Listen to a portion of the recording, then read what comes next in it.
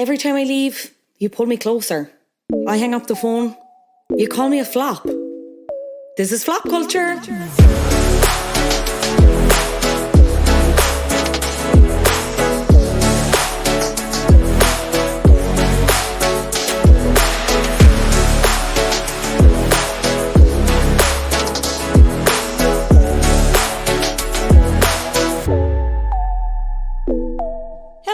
You are listening to Flop Culture, a podcast where we mainly talk about flops, but we also talk bops, hot goss, and pop culture at large. I'm Fionnuala Jones, Jay, or otherwise, I'm your host. Before we get into this week's flop, some news for this week, in case you missed it in your feed.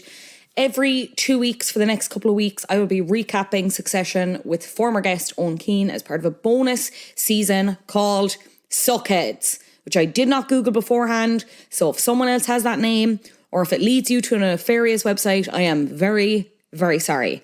But yeah, go check that out if you need your Succession fix. We'll be doing it every 2 weeks, as I said. 2 episodes per episode. And I hope you enjoy it. We had a lot of fun recording it. Let's crack on with this week's news. Love is Blind is shooting their reunion episode for season 4 live. The season 4 reunion special is set to stream live from Los Angeles on Sunday, April 16th at 8 p.m. Eastern time. I don't know what that is, GMT, but I will link it on socials or put it on socials when I know. It's at flopculture_pod. This is only the second ever live event Netflix have done, but it's the first ever live reality reunion. It's going to feature couples and singles from the show as they break down the drama from the season, and Nick and Vanessa Lachey will be back to host. I think this might be like a direct response to last season with the scene with the oranges. I think there was a lot of pushback about that. So it will be interesting to see how this goes. I am optimistic because I think it won't allow for any kind of sneaky edits and you'll get a full kind of picture of people's reactions and stuff, but then will people be even more aware of what's going on as well? Do you know what I mean? Like, will people have different pretenses up because it's live?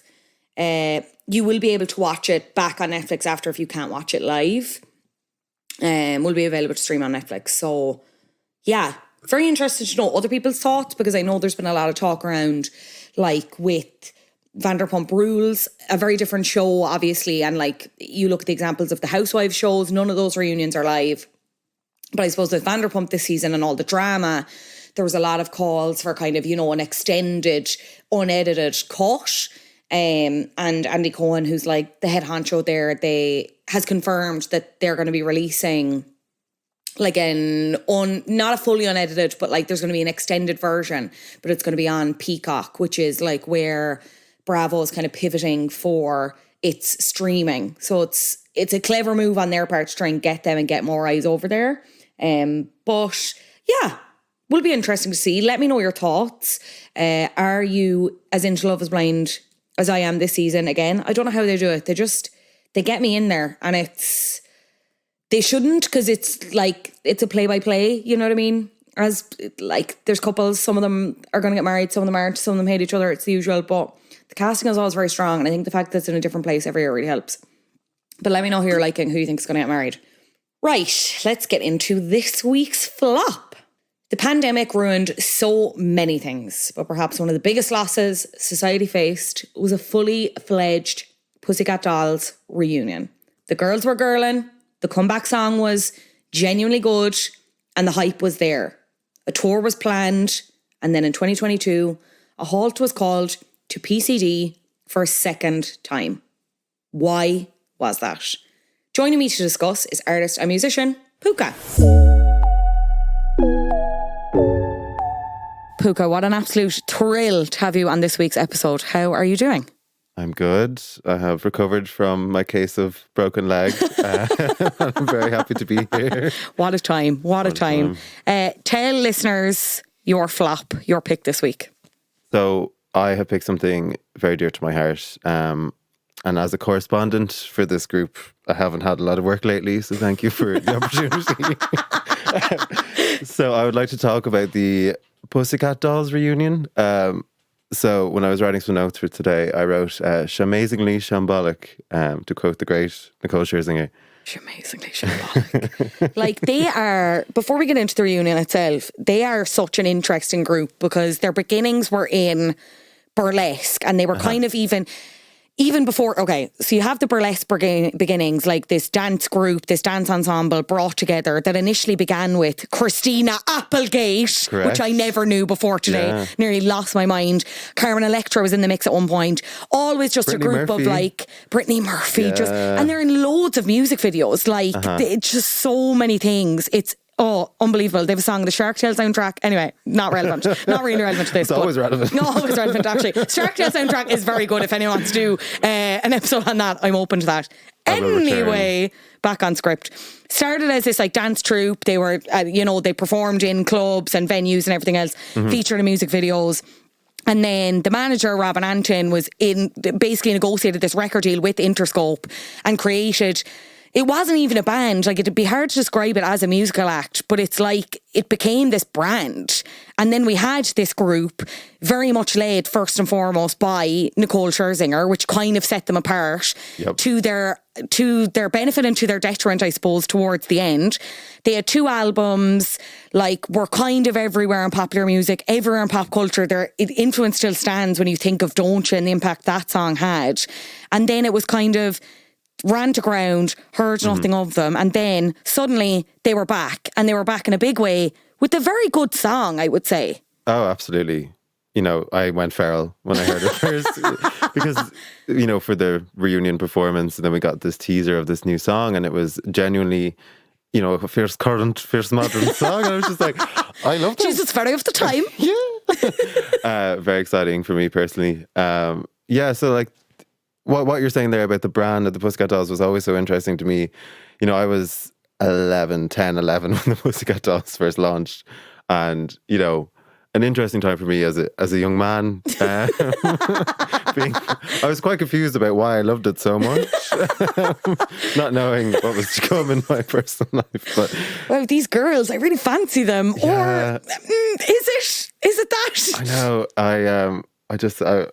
I remember back to like 2005. We had like dial up at home, and my first introduction to the Pussycat Dolls was my sister's Bebo flashbox, and it was the video for Buttons. So this is a bit, a few singles in, and with our 14.4 KB per second internet, I'll never forget it. Like, I can see the dial up thing, and like just like, oh, there's a new second of the music video has loaded, so we'd go back to the start and watch it. And it would just be like Nicole walking over to Snoop and then just go back to the start, and then she'd get a bit further. So I've consumed that video quite fervently, as you could expect. So good. So formative. So formative. I bought the first CD. I have PCD, like, not on vinyl, on CD, like on the material of CD. Oh, yes. And I absolutely ripped through it. And at the age that I was, I didn't realise that half the album, like, are covers. I was like, wow, these songs are really good. Yeah. Because not the original songs. It's just them, and it's just melody in the background going, Tainted Love, ooh, doing the runs. God bless her. Oh, I what would a buy time. my sisters the singles, so I could have them essentially. Like, I got you, stick with you. Like, I think you might like this song, and then I was immediately ripping it onto my MP3 player because Classic sibling behaviour. Classic. So So what year is this that they're back together then? So for this, this reunion, the only one, that we got. So we kind of got whispers of it in 2017, and Robin, the founder, choreographer, everything else of the Pussycat Dolls. Yeah. The Bill Cullen of the Pussycat Simon Cowell Dolls. of the Pussycat Dolls. She did this thing called the Pussycat Dolls Workout, which was, you came to a dance studio in Los Angeles, and then Carmit and Nicole showed up and danced to Buttons.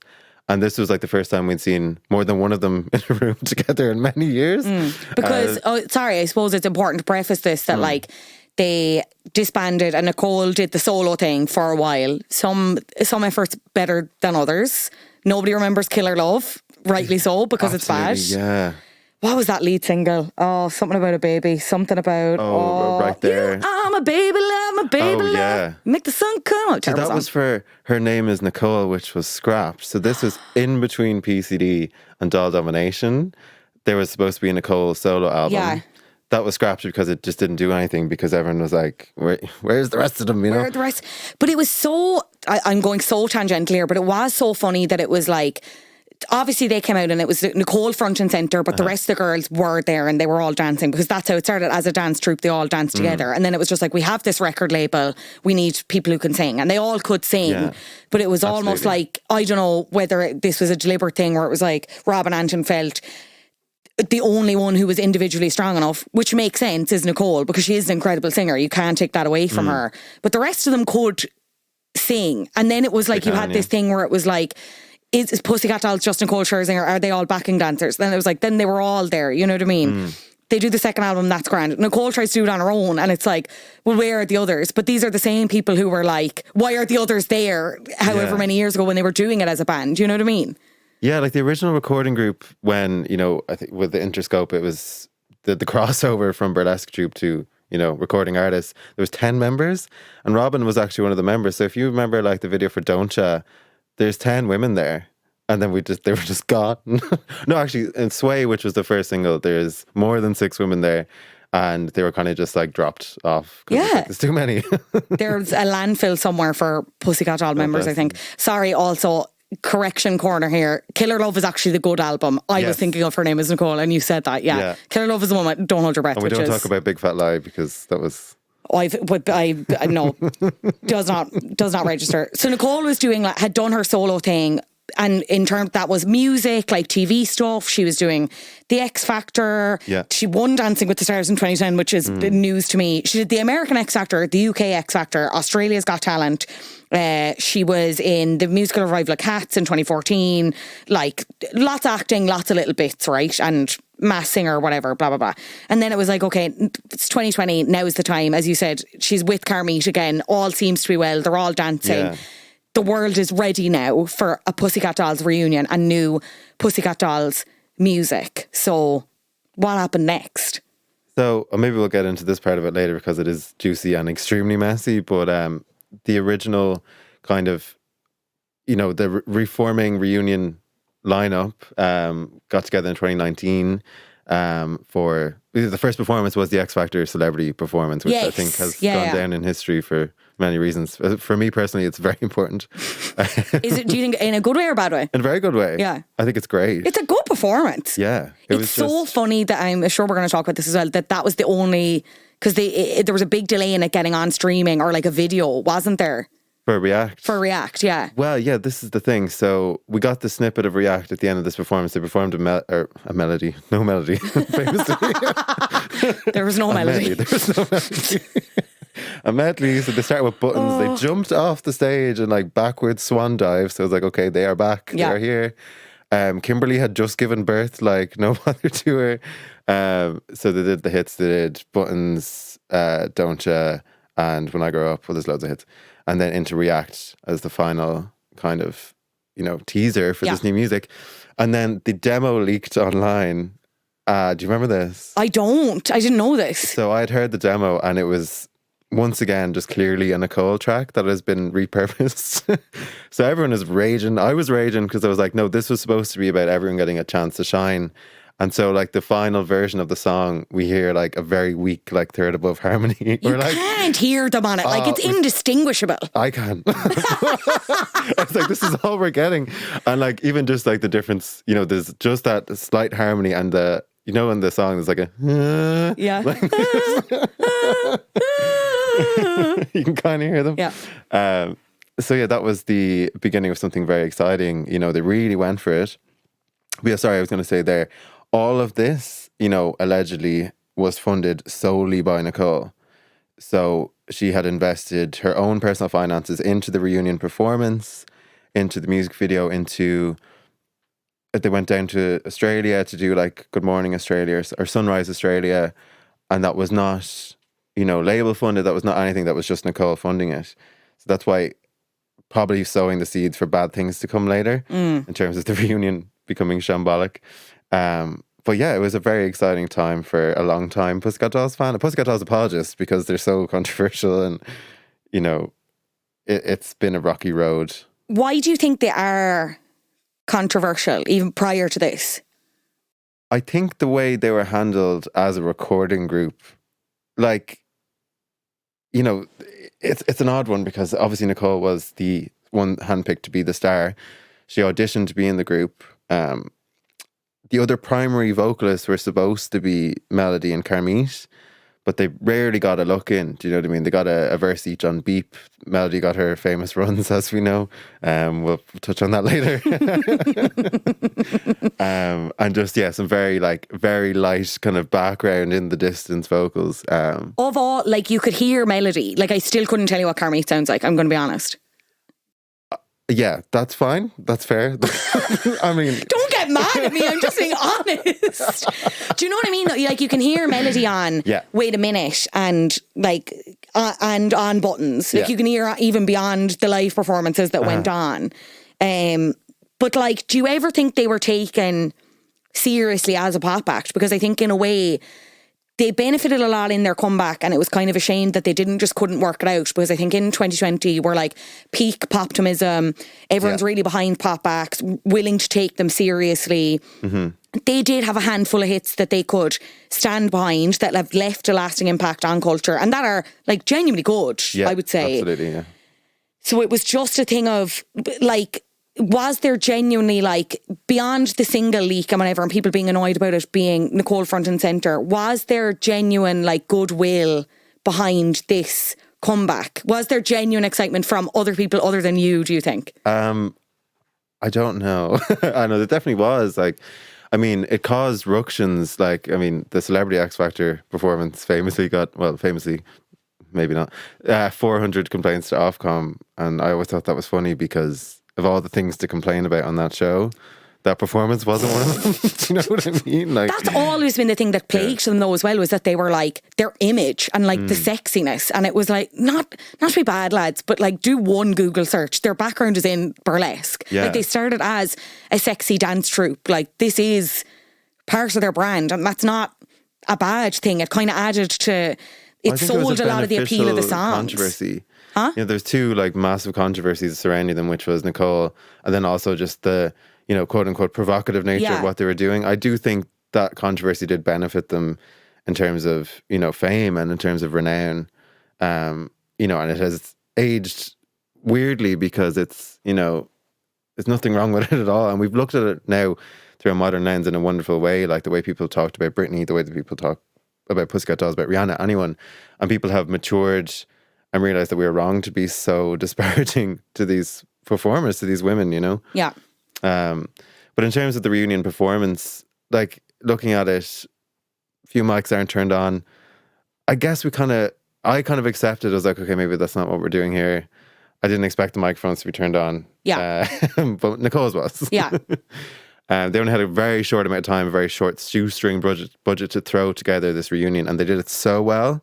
Like, they're incredible performers. Like, I've never seen them live, so it's very upsetting for me that I probably never will now. Like, they were one of the, again, the thing that stood to them was the dance background. Like, they were, not every pop star has to be a dancer and a singer. Like, I don't believe that, but they absolutely stood to them, especially when there were questions over, like, how vocally good the rest of them were, or like when they weren't getting a shot. It was like, well, they can absolutely fling themselves around a stage. Like, there's Kimberly doing gymnastics again. Do you know what I mean? Like, it was, they had... Get the leg up there, Kimberly. Yeah, get the leg up there, Kimberly. She loved getting the leg up. They really were like the full package, in inverted commas, in that sense. If you were thinking of a girl band, it was like, they at the very least, they could all dance, because you can hide someone who can't really sing, especially if you're in a group that large. And when you have someone as strong, the couple of people as strong as Nicole, Melody, I'll take your word on Carmit. Do you know what I mean? Like, whereas it's not as easy to hide a bad dancer unless you just don't dance. And then it's like, well, why aren't you dancing? Melody had no dance background whatsoever. She was, you know, a child when she auditioned for the Pussycat Dolls. I think when she was officially a member of the group, she was 17 maybe. Had no dance background, and she worked so hard to get up to the standard of the rest of the women in the group and did it so well. I think, like, she deserves props for that as well, because she does get a lot of flack, especially through the lens of certain performances. But, like, you know, she was working really hard to get her shine and get her flowers. She deserves them. She deserves them. Okay, they do X Factor. Yeah. The single leaks. Everyone is like, da, whatever. Yeah. What's next then? How do they react, no pun intended, to that? Like, what are the next steps for them then? So, in the timeline, the single came out about 3 months after this performance. So this is, bearing in mind, this is February 2020. And in that month, they did a lot. You know, they announced multiple tours, the biggest one being the UK tour, which I think is interesting because there's no American dates ever on that tour for a band from the States. I just thought it's so interesting. But it was so interesting in the interim how they had really made, a lot of them had made the UK their home. So like obviously we've already mentioned Nicole's TV experience, but like Kimberly was doing bits and had done a couple of reality TV things over there. Ashley as well. Ashley was on Saturday Night Takeaway a good bit and also did other things. And Melody. Yeah.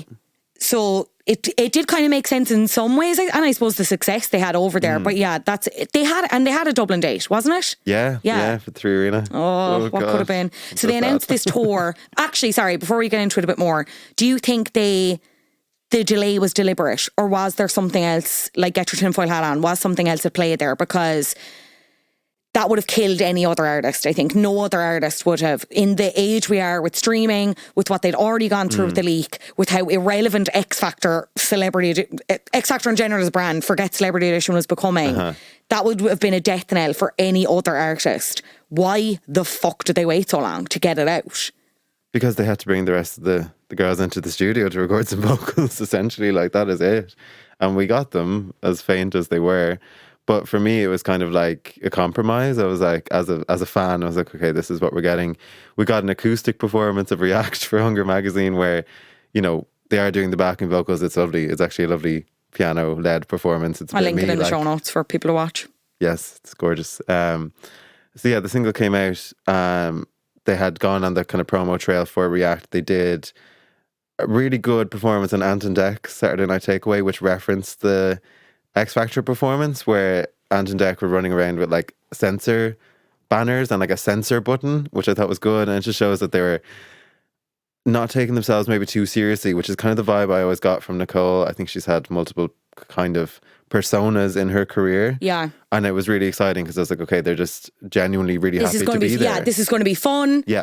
Who the fuck cares if it does well or whatever, or there's an album, whatever. We're going to have this really good single. They have the back catalogue and it's going to be great crack on tour. If this is a taste of it, this is going to be lit. Yeah. So all signs pointed to, you know, a wonderful time for Colm Conlon personally, you know, going to the show. A great time in your life, and we were supposedly getting an album. Whether or not that was a Scrap Nicole album repurposed for Pussycat Dolls, we will never know, and I'm sure it probably was. And I'm okay with that. You're fine with that? Yeah, I mean, like, Nicole for me is a problematic fave. You know, we as gay people, we get to choose our family. What? No, sorry, we get to choose the pop star that we kind of latch onto. Yes. When we're young. And Nicole, is she yours? For me, it's between Nicole and Nadine Coyle. Fair, okay. Yeah, Nicole Scherzinger was kind of like, I stand her. Do you know what I mean? Definitely. And I was apologising for her when she would do terrible things. And talk to me about those. I found it interesting what you said there about the personas you think she had throughout her career with Pussycat Dolls and I suppose solo. What do you mean by that, or what kind of personas did you see? Well, I think like it was tough for her because she always wanted to be a solo artist, and I think like any business savvy head for their own career saw the Pussycat Dolls as this amazing opportunity as a launch pad, but it just kind of, it was so detrimental to her solo work because they became so iconic. They were kind of in their own lane in a way. And they were inseparable, and that's it, like in terms of brand, image, music, it was like they were one and the same. Yeah, like the whole brand of the Pussycat Dolls was amazing. Like I bought into it hook, line and sinker. Like I still want a Don't Ya hoodie, you know, the one that looks like a Juicy Couture one. I'm upset. When I think of the fashion on the cover of the PCD album, and like one of them is wearing this like, I think it's either Carmita or it's Kimberly, and they're wearing this like black and white striped like real pirate dress. They were like they were sexy, but they were like edgy. They were like nearly borderline kind of rocker chicks in the way they presented. Like it was so hot. Oh my god, it was so good. Oh, Stream Flirt by Pussycat Dolls. Like I love rock music, you know. I love that song so much. Like it's been great listening back, like, you know, for today. Yeah. Thinking back to when I was 11 on my iPod mini and listening to Flirt by the Pussycat Dolls and just so like, good. This is everything. This is my entire personality. Truly. But sorry, Nicole personas. So she was just like someone who obviously saw this as a launch pad, which makes sense because it has these roots, and like everyone there is clearly talented, and we've seen people go solo from bands before and it's worked well. And again, clearly she is again, up for debate, but like the view would be that she is the strongest vocally. Oh no, I don't think anyone can argue with that. Yeah. I think like, originally, as I said about primary vocalists and this and that, like Melody was more front and center at the start, but that just kind of faded away. But yeah, for Nicole, I think like, it was tough for her to launch herself as a solo artist because we were, even the music sounded different. I don't think it was that good really. It sounded sparse without the layered effect of girl group, even though a lot of the backing vocals in the Pussycat Dolls were her. At least the texture of it felt different. And then her solo stuff, she took it, very seriously. It's like, I am a legitimate solo artist. I'm up there. I'm one of the greats. Like, I'm one of the divas. I'm going to do this. And it just didn't really land. And then we have kind of X Factor Nicole, who is more like aloof and like goofy and shamazing and fun and all this kind of stuff. And then, I feel for her because it was just so hard to kind of find a way that people would like her and appreciate her, And then this time around with the Pussycat Dolls reunion, I just felt like it wasn't as like cold and kind of distant or something. It was like, no, I'm like here for the crack. It's fun. We all like each other. We all get on. We're having a laugh. Yeah. But like, it's kind of interesting because the solo stuff, like Killer Love did reasonably well in terms of great songs on there. The UK, and like Don't Hold Your Breath is so good. That's amazing. Yeah. Wet is so good. Poison. Actually, don't like. Yeah, I do like Poison. Actually, I don't love. I'm kind of over right there. I think I liked it at the time. I never liked that. I never liked that. It's just, was it a thing of like, it's just not enough, or was it her recognizing, them coming back together? Was it a money thing for her? Was it another chance for her, or was it just? The way you're saying, like, they were all clearly coming together and they were putting aside these issues, because I suppose the other key thing again is they're all brought together and it's very manufactured. As far as I'm aware, they don't really know each other from outside life when they're initially put together for Pussycat Dolls, do they? Say Carmit was in the Pussycat Dolls since 1995. Yeah. She's the only original member, I guess, of the troupe and of the recording group. And I think Ashley and Kimberly had been in as well. And Jessica, I'm pretty sure, but Melody and Nicole were auditioned in by Interscope. Okay. To become the recording, like the vocalist of the group. Okay. So there is, history there of their sisterhood and all that. Yeah. Yeah.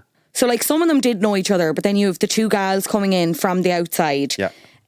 They do the album, it's kind of all grand, but they are still like plagued with these rumours of, they all fucking hate each other and they're just like doing it whatever, and like Nicole's trying to steal the spotlight. None of them are getting a fair go in, whatever. The second album comes out, which is Doll Domination, and one of them has left. Who is left at that point? Is it Carmit? Yeah. Carmit has left. And that kind of adds fuel to the fire, that it's like she was annoyed that, like, again, that... Well, I think like there's a lot of context there about why she left and why I think she left. I suppose now is a good time to kind of talk maybe about the catalysts. Yes, please. The kind of, the public distaste towards Nicole. So I think for me, like I love Carmit so much. She's amazing. She's an incredible performer. She was in, Crazy in Love by Beyonce music video. She was in Blood on the Dance Floor by Michael Jackson. Like her career as a dancer, as a main dancer in music videos is so established. But she was getting awful abuse for how she looked. And I don't know, like it was horrible. I remember like a standout memory for me of this time was after the first album, they were literally doll domination at this point, very aptly named. Sacha Baron Cohen went on stage at the MTV Maybe Movie Awards and made a long-winded joke where the whole punchline was the ugly one in the Pussycat Dolls. And it was horrible. And I was 11 and I was like, this is not right. Like, this is horrible. And she was always unfavorably compared to the other members of the group. And she is stunning. Like, she's so beautiful. She just maybe didn't look quite like the rest of them. Yeah. And then, she left to start a solo career, which I'm not too well versed in, I'm not going to lie. Would you believe? Neither am I. But like at this time we had, there was 2 performances by the Pussycat Dolls at the American Music Awards, and both of them were very much marred by controversy. The first being they had been on tour in Istanbul, they went to Germany. Melody, this is according to Melody, she gave an interview recently about this actually. Melody left her passport under the pillow and then couldn't make rehearsals for the AMAs. So there are a lot of theories as to why this performance ended up the way it did. Right. Sometimes I prefer the fan theory that Nicole locked her in the dressing room. Oh, I love it so much. So Melody couldn't make the rehearsals, and especially the choreography rehearsals for the AMAs, because it was really convoluted. This was 2006. And the Buttons performance happened. We get to the last chorus. Melody emerges from where she came from, we don't know, and does her Buttons runs in such a way, it was messy. It wasn't good. It wasn't on key. It was a gal who was laying her life on the line, and the life was depleting. We were watching it die before our eyes, and but it's one of those, and obviously I'll link it in the show notes if you have no idea what we're talking about. God love you. Your life is about to be changed. But it is just this. It's the moment that people come back to, I think, especially around the argument around Nicole and how she was the catalyst for everything going to shite and whatever, and how it was never going to work because Melody is clearly pissed off for whatever reason, or is just basically just putting her whole life into these vocals, and as we said, delivering on some, not on others. And Nicole is continuing to try and sing along, but is also heavily side-eyeing her as if to be what the fuck are you doing? What is going on? At one point she shouts the lyrics, of the chorus of Buttons because she's trying to compete with Melody. They're just battling it out it's... And you even see, I was reading through the comments, and the lore of Pussycat Dolls is very expansive. But, people are reckoning that Melody kind of broke out of the choreography blocking and went to the front of the stage, and Nicole, dragged the rest of them up to the front of the stage so that they'd all be in line with Melody. And that was vocally not a good one for Melody. And she said in the same interview I spoke about, she was sick. She had obviously absolutely frazzled trying to get to America to do this performance. And my heart does go out to her. Nicole, then after the PCD kind of fanfare of the first album kind of dies down a bit, she goes for the solo stuff.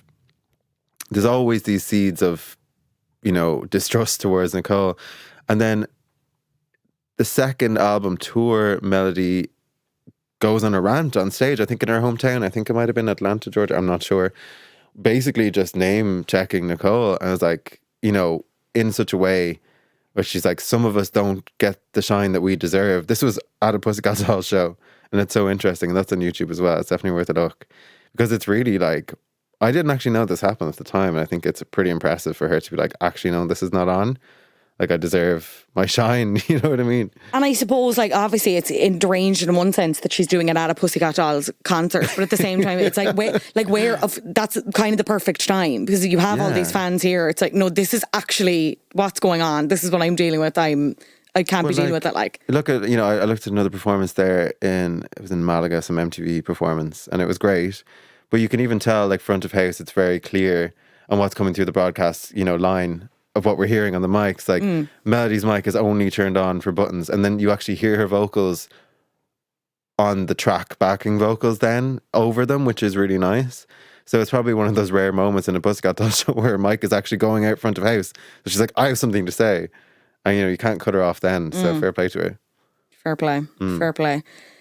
So then so they go away. They're all doing their own bits. Yeah. She does not come back for this kind of get together, this reunion that you're speaking of. Carmeet does come back. Yeah. And this is kind of, the wheels had been kind of in motion since 2017. And then, I think so. Yeah. And then we talked about, they're all kind of doing their own things, whatever, but the wheels are in motion, then it's 2019, whatever, blah, blah, blah, blah. It's all happening. The tour's happening, whatever. Then enter a little known virus called COVID-19, and everything is postponed and pushed out. What happens then? So there's a lot of air quotes and allegedlys here, it's which completely fine. Are so interesting, because I think if I was to pick a side, I'm not on Rob and Anton's side in any of this, to be honest. Okay. So there is an alleged advance from Live Nation, which is a huge music promoter, towards a tour for $600,000, which through the postponements and everything has disappeared, allegedly. Right. Allegedly, So the litigation is ongoing, and I think that is so juicy and so interesting, because this was supposed to go to financing the tour. to building the show and all this kind of stuff. Multiple cancellations because of COVID. We're all used to that. We all seen that. As a musician, that's just the way it was at the time. We just don't work. And eventually the reunion is officially kind of informally but formally called off by Nicole Scherzinger posting on her Instagram stories, not informing the other members of the band, a very heartfelt message with the PCD logo, like, "Oh, it breaks my heart to inform you all that the PCD tour is no longer happening." And then poor Carmeet and Jessica are on the phone to each other like, "Okay, this is news to us. We've kind of aligned a lot of things to make this happen. Buried a lot of probably animosity and bad feelings to make this happen." So it was pretty devastating. And I can't imagine how they felt. It must have been pretty crazy. Yeah. Yeah. So I think even prior to that, so the group kept being postponed, as you said, September 2021. It was reported that Nicole just was refusing to take part in the tour. Yeah. And then Robin Anton was suing her because I think she had originally agreed to 49% of the tour's earnings. Yeah.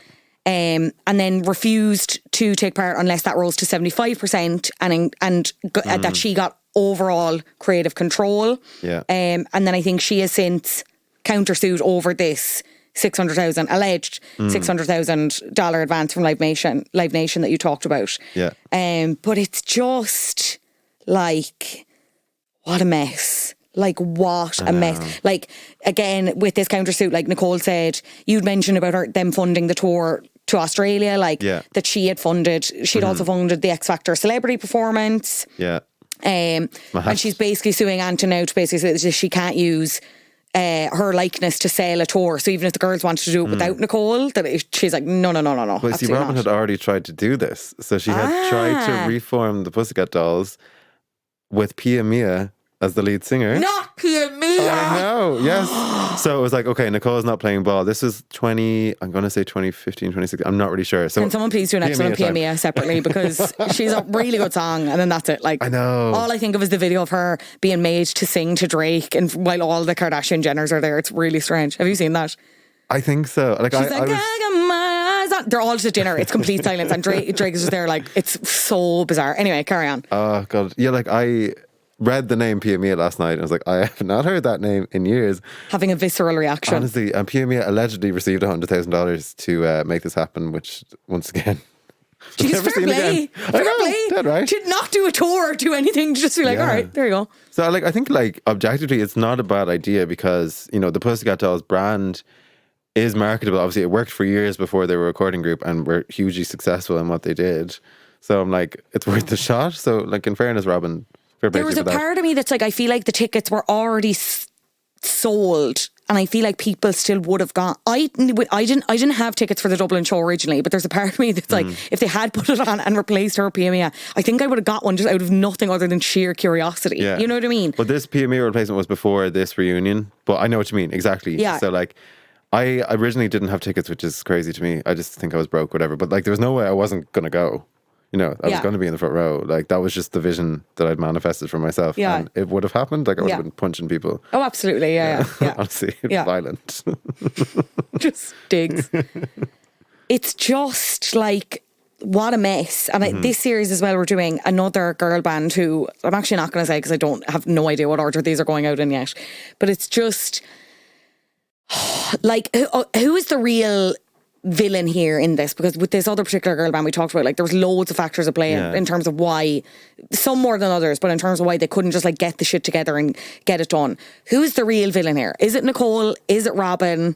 Is it the pandemic? Is obviously a villain. The real villain of the story. But like, beyond that, I suppose it's just, there's a part of me that's just like, and I understand losing money, but like, why could you have not just waited? And I know 2021 was a very different place. We don't know where we're going to be with the virus, and like, it was already really hard. People had already lost a lot of money, especially musicians.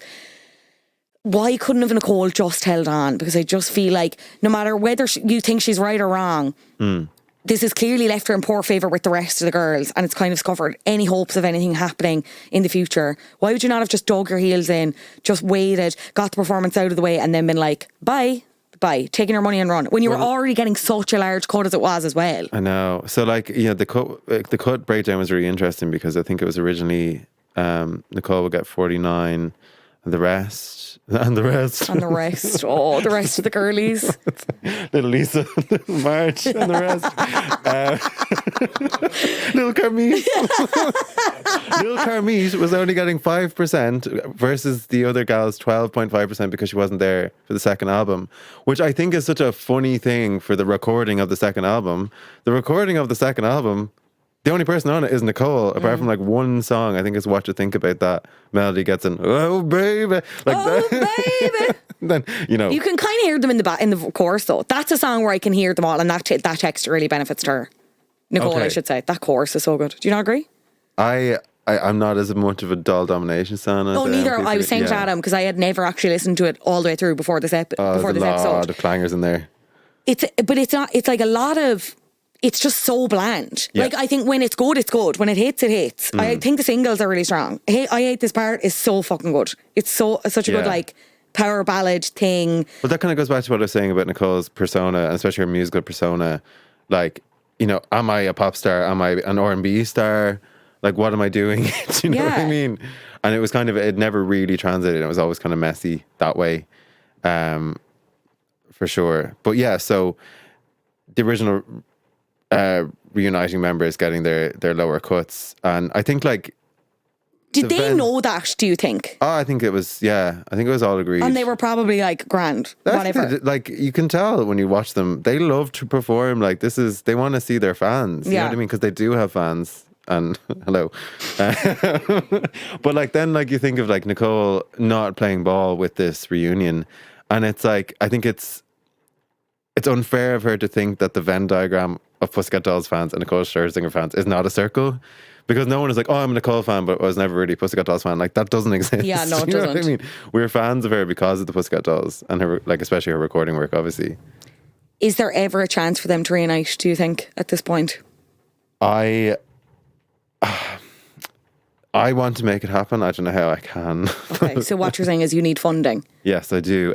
So if you can just give me $600,000, I'll get back to you. I'd love if some just angel investors listen to this podcast who are just really into pop music. They're like, sure, loves Pussycat Dolls. Yeah, we just need a Pussycat Dolls correspondent to step up, and that is me.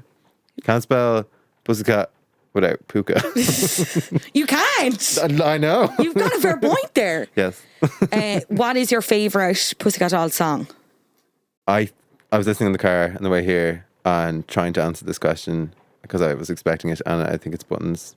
I think Buttons like is the perfect showcase. The music video, incredible, but is like the perfect musical showcase of like a burlesque performing group. I think it makes the most sense for what they were marketed as. I just think it's a fantastic song. It's so good. Snoop's verse where he like name checks all of them is very satisfying. It's very good. Yeah. You're so rude. Like, there's 6 loads of them. I remember that video came out when we were on holidays in Portugal. It was always on the music channels, and I was just obsessed. Yeah. Oh, it was so good. Like, we didn't have Sky. Like, I think I actually remember when we got Sky because it was in the album cycle time. Because of course. And then I'd be like waiting for the I Don't Need a Man music video.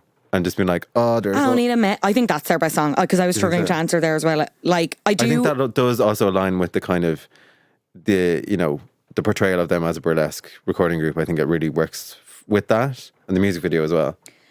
What do you think is their floppiest song, their worst song? In terms of single? In terms of album track, anything, yeah. I think like musically, I don't know how to answer that really, because there's a lot of them that are just terrible. It's fine, you can name more than one. I think like the floppiest song is probably Jai Ho, even though it was a massive hit, because it's just a perfect encapsulation of what we talked about, which is the Pussycat Dolls featuring Nicole Scherzinger, which is like, what? Yeah, that very strange. It's like Marc Jacobs by Marc Jacobs for Marc Jacobs for Marc Jacobs. It's like, it doesn't make any sense. Yeah, I'm trying to think of... I don't love Hush Hush, though I do love the video. The vocal production, that's so weird. Like, all that second album, it just sounds so different. I know we talked about the textures and stuff, but like, her voice just sounds so sparse and so tinny, and it's not her actual voice. There's another album track on Doll Domination, it's called Magic, and like the the pre-chorus is really good. Really good. It sounds like there's going to be something interesting here. It's building up to it. Yeah, it's building up to something. And then the chorus is so fucking flat. And it's like, again, whatever they've done with the mixing there, not that I know anything about that, but it's just like, it's so dull. It could be anyone singing, it could be anyone's song. Like, to me, I mean, I'm just going to speculate wildly here, which I love to do. But like, because it is scrapped, her name is Nicole, it's like we had these demos. Some of them worked and some of them didn't. We need a Pussycat Dolls album because you guys are doing a second album. Just throw whatever you have at it and just throw on unfinished songs, or like songs that need to be rewritten or need to be redone. And that's what happened, I think. There's also potentially that they didn't have a lot of material to work with anyway, because did you know they were one of the artists among the Universal Studios fire in 2008? So like, apparently like all their master tapes were destroyed. I'm just a bit like, that's a bit convenient, isn't it? I know, it's just like, here's a Nicole CD. Let's just change a few things around. Okay, in summary, why was the Pussycat Dolls reunion a flop? It was a flop because of COVID. No, it's just like trying to relaunch the group as if everything was forgiven, and on the surface for me it appeared that way for a while, and like everyone was friends, it was all lovey-dovey. I just don't think that was ever going to happen. You know, there was always going to be ructions, and there's a few villains here, let's say, but it just, I guess it just wasn't to be, and it's so upsetting for me. Never say never. Never say never. That's what I'll say. I'm manifesting it for you, because I would like to see them as well. Yeah, we can go together. We can punch our way to the front. I can't wait. Flap Culture school tour. Púca, it has been an honour. Thank you. Where can people find out more about you, listen to your music? Where are you? I'm everywhere. I'll just have been on the CMAT tour, playing the keyboards, doing the dancing. Doing the keys. Doing the dance. And yeah, I'm going to be releasing new music very soon, which you will find everywhere that you listen to music. I'm very excited about it because it's a bit of me. It's just a Pussycat Dolls cover. Just an album of Pussycat Dolls covers. This is how I would have done it. This is me covering Tainted Love in the style of Pussycat Dolls. And Púca Music is my handle everywhere, and you can engage with me and talk about the Pussycat Dolls, and I would love that. It's been a pleasure. And you'll come back and talk about something else, won't you? Oh, yes, I absolutely will. Ideal. Púca, it has been an absolute pleasure to have you on Flop Culture. Thanks so much. Thank you. Thank you so much to Púca for joining me and for not getting mad that I attempted to derail the conversation at pretty much every point to talk about Pussycat Dolls and their like past albums. I just went down a rabbit hole before we recorded and totally lost throne on myself, but he handled it like a pro, I have to say. You can find Púca's music wherever you get music. You won't find him anywhere else because CMAT has him locked in a basement somewhere, presumably. Finally, let's find out who is flopping hard this week. You're a flop. Top of the flops this week is those protesting against the presence of LGBTQ plus books aimed at young people in public libraries.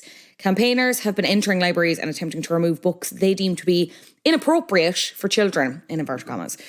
The groups claim LGBTQ plus books promote gender ideology and pornography and are insisting that they violate the Children First Act.